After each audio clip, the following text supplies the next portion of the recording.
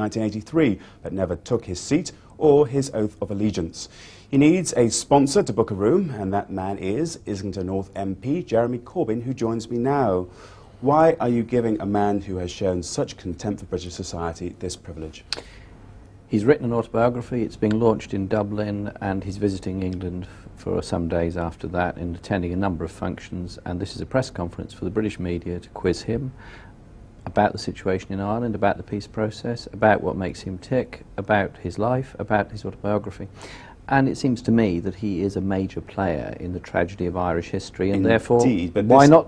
This is a commercial activity, though. It's there to promote his book. He's rumoured to be getting £100,000 for it. He's not here to promote the peace mission, is he? It's not a commercial activity in the sense that anyone's being paid for it. I certainly am not being paid anything for it.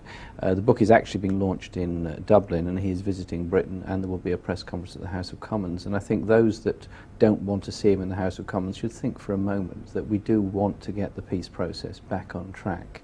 Sinn Féin, whatever one thinks of them, are a major player in Irish politics. Adams is a major Irish figure. Surely he has an opinion, and it doesn't have to be agreed with, it could be listened to. Nonetheless, IRA Sinn Féin has killed many Londoners, most recently at Canary Wharf and so on. Do you not think that you are in fact jumping on the graves of those of the IRA's victims in London by giving this man this privilege? I think the bombing of Canary Wharf was disgraceful, the loss of life was appalling, and it was a terrible thing to do and a terrible thing that happened there. And I've made that very clear all the way through. Adams is part of a process, and I think that people should listen to what he has to say, agree or disagree with him, but recognise he is part of that process. There's not going to be any peace in Ireland unless one involves the Republican movement in it.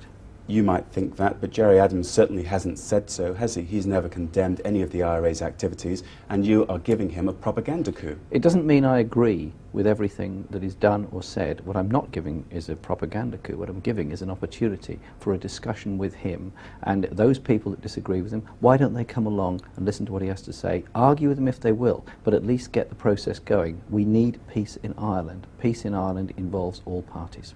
Jeremy Corbyn, thank you very much indeed.